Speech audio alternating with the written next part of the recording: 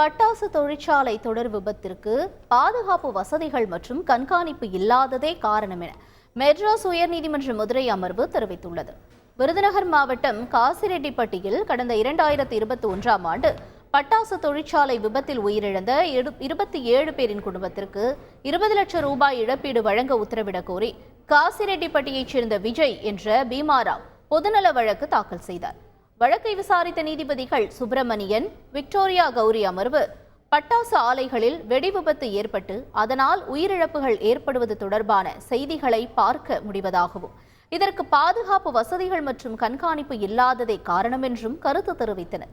உத்தரவை நிறைவேற்றாத அதிகாரிகள் மீது நடவடிக்கை எடுக்க கோரி பசுமை தீர்ப்பாயத்தை மனுதாரர் அணுகலாம் என்றும் உத்தரவை நிறைவேற்றாத அதிகாரிகளை சிறைக்கு அனுப்பவும் அவர்களுக்கு அபராதம் விதிக்கவும் தீர்ப்பாயத்திற்கு அதிகாரம் உள்ளதாகவும் கூறி வழக்கை முடித்து வைத்தனர்.